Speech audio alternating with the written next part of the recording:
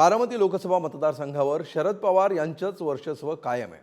अजित पवार यांच्या पाठीशी असलेली महाशक्ती भाजप, शिवसेना आणि त्यांच्या गटाचं कार्यकर्त्यांचं जाळं, ताकद या सगळ्यांना छेद देत शरद पवारांनी आपली कन्या सुप्रिया सुळे यांना विजयी करून दाखवलं। बघूया या संदर्भातला स्पेशल रिपोर्ट। रमलेल्या बापासाठी लेक नारळाचं पाणी, लढणाऱ्या लेकीसाठी माझा बाप माझी बुलंद कहाणी। श्रमलेल्या बापासाठी लेक नारळाचं पाणी, लढणाऱ्या लेकीसाठी बाप बुलंद कहाणी या कवितेचा शब्दशः प्रत्यय बारामतीच्या निकालात दिसून आला। संपूर्ण देशाचं लक्ष लागलेल्या बारामती लोकसभा मतदारसंघात सुप्रिया सुळेंनी आपली भावजय सुनेत्रा पवारांवर मात केली।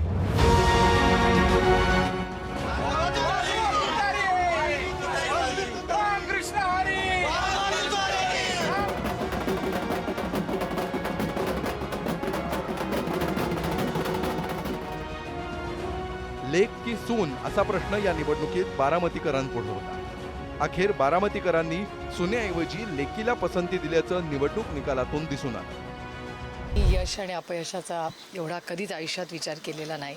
मी राजकारणात फक्त सेवा करण्यासाठी आलेली आहे आणि महाराष्ट्रामध्ये आणि देशामध्ये चांगलं पॉलिसी मेकिंग करून देशाच्या मायबाप जनतेची सेवा करण्यासाठीच संसद भवन असतं आणि त्या संसद भवनमध्ये पुन्हा एकदा मला जायची संधी दिली तर तमाम बारामती लोकसभा मतदारसंघातल्या मतदारांचे मी मनपूर्वक आभार मानते। शरद पवार हे उपमुख्यमंत्री अजित पवार यांच्यावर भारी पडल्याचं या निवडणुकीनं दाखवून दिलंय। खडकवासला वगळता सर्वच विधानसभा मतदारसंघात सुप्रिया सुळेंना मताधिक्य मिळालं, तर स्वतःच्या विधानसभा मतदारसंघातही अजित पवार हे सुनेत्रा पवारांना मताधिक्य देऊ शकले नाही। सुळे यांचा विजय बारामतीची राजकीय गणितं बदलून टाकणारा ठरणार आहे। आगामी प्रत्येक निवडणुकीत इथं अजित पवार यांच्या राष्ट्रवादीला आता मोठा संघर्ष करावा लागेल अशी स्थिती निर्माण झाली। बारामती विधानसभेत सुप्रिया सुळेंना 1,43,941 मतं मिळाली, सुनेत्रा पवारांना 96,560, म्हणजेच सुप्रिया सुळेंना 47,381 मतांचं लीड मिळालं।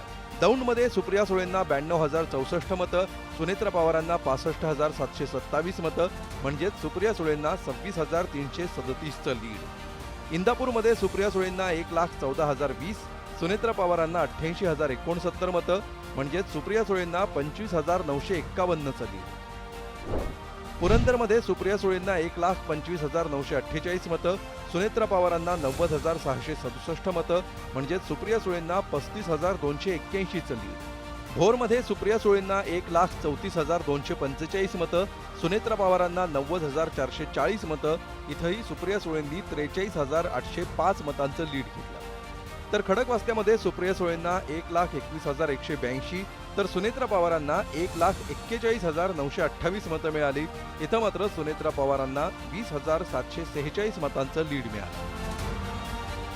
बोलले बालमित्र मंडळाचे प्रमुख बोलले, मला त्यांना एवढंच सांगायचं आहे की ठीक आहे तुम्ही त्यावेळेस बोललात, पण बच्चा नाहीतर बालक आता मोठा झालेला आहे, याच्या पुढं महाराष्ट्राच्या हिताच्या प्रश्नावर आपण बोलूया। या खाली हवेतल्या ज्या गोष्टी त्या बंद करा। नक्कीच प्रत्येक कार्यकर्त्यासाठी आईचा पराभव झाल्यासारखा आहे। हा पराभव आमच्या जिवारी लागला, याचं मोजमाप आम्ही विधानसभेत करतो। बारामती लोकसभा मतदारसंघात यंदा कधी नव्हे तो पवार कुटुंबात संघर्ष पाहायला मिळाला। गतवर्षी पक्षफुटीनंतर इथं शरद पवार गटाकडे ना पदाधिकारी ना कार्यकर्ते अशी स्थिती होती, परंतु मुरब्बी पवारांनी अवघ्या 10 महिन्यांच्या कालावधीत ही स्थिती बदलली। शरद पवारांनी ज्या पद्धतीनं आपले डावपेच रचले, व्यूहरचना केली, त्याचा परिणाम म्हणजे हा विजय आहे। सुप्रिया सुळेंच्या विजयाची कारणं पाहूया।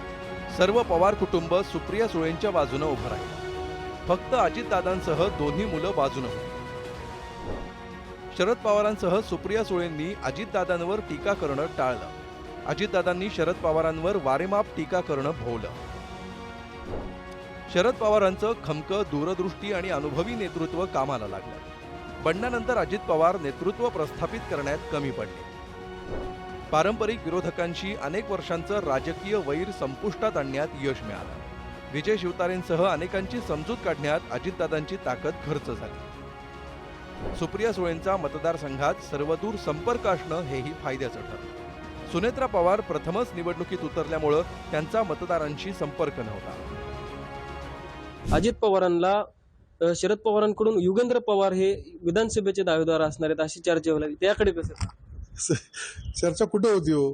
तुम्ही पत्रकारच बसून हे करता की आता इथून कोणतरी एक जण उभा केला पाहिजे, तर कोण आहे? युगेंद्र पवार पहिलं. दुसरं, साहेब ठरवतील ना. आता शेवटी युगेंद्र पवार साहेबांच्या पक्षामध्ये आहेत, दादांचा दुसरा पक्ष आहे, त्याच्यामुळं साहेबांच्या पक्षातून कोण योग्य आहे ते साहेब, सुप्रिया किंवा जयंत पाटील जे त्या पक्षाचे अध्यक्ष आहेत ते ठरवतील की बारामतीमध्ये कोण द्यायचं कोण नाही. आपण बोलून ते थोडी ठरणार. अजित पवारांनी बंड करत आता आपली वेगळी वाट निवडली आहे. त्या वाटेवर ते कायम राहिले तर बारामतीसह पुणे जिल्ह्यात आगामी काळात फार मोठा राजकीय संघर्ष, उलटफेर होणार अशी चिन्ह आहे. यापुढे पवारांच्या घरातलं हे राजकारण कसं वळण घेतं आणि त्यामध्ये कोणाची फरफट होते, कशी राजकीय फेरजुळणी होते हे पाहणं मोठं मनोरंजक ठरेल. जयकुमार जाधव, पुढारी न्यूज, बारामती.